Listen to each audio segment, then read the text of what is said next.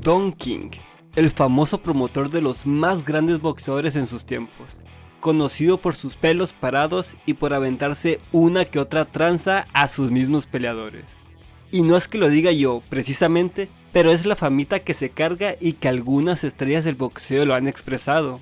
Y uno de ellos es precisamente Mike Tyson, quien detalló de forma específica cómo es que Don King se lo estaba transando. Todo ocurrió después de la suspensión de más de un año que tuvo Tyson en el 97, tras la mítica mordida de oreja hacia Evander Holyfield en la revancha. Esa, de hecho, significó la última pelea de Tyson bajo la promoción de Don King. Como Mike Tyson ya estaba en los tiempos de loquera, pues el dinero se le estaba acabando, por lo que decidió poner en orden sus asuntos monetarios y contrató a un nuevo equipo que lo promocionara.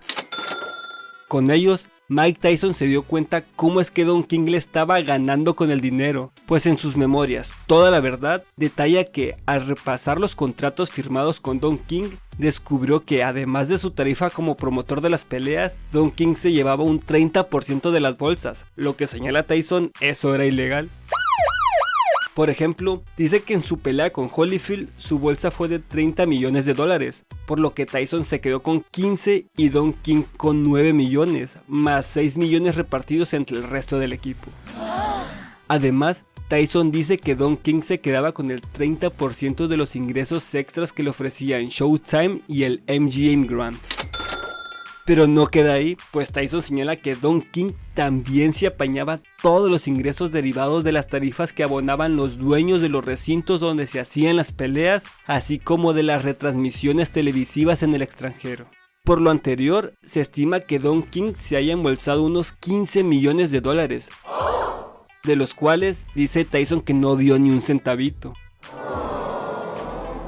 Pero tampoco queda solo en eso, ya que Mike dice que Don King le pagaba grandes sumas de dinero a los boxeadores que peleaban en la misma función que él, dinero que salía de la cartera de Mike Tyson. ¿Y qué crees? Tampoco queda ahí, pues el propio Tyson también señala que en conceptos y asesoramientos, Don King le facilitaba a su esposa honorarios de unos $100,000 y a sus dos hijos de $50,000. Por ejemplo, el Iron Mike confirma que la hija de Don King ganaba $52,000 al año por presidir el club de fans de Mike Tyson, aunque los miembros nunca se reunían y ella ni siquiera abría las cartas de los correos. Pero tampoco queda ahí, porque Tyson dice que pagaba el mantenimiento y los servicios de limpieza de la alberca de la mansión de Don King en Las Vegas. Y es más, en su pelea contra Donovan Ruddock en el 91, dice Tyson que pagó $100,000 al CMB en conceptos de reconocimiento de título, aunque no fue un combate en el que hubiera algún título en juego. ¿Creen que el CMB sea capaz de eso? Y para rematar, Tyson dice que todos los viajes se organizaban y se pagaban a través de una agencia de viajes que era propiedad de ¿adivinen quién? En efecto, la esposa de Don King.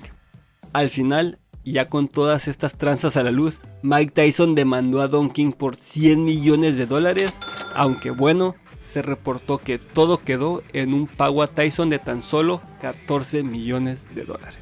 Sin duda alguna, es Don King una figura en la historia del boxeo. Y hablando de la historia del boxeo, aquí te dejo las 10 peleas más grandes de todos los tiempos, según la inteligencia artificial.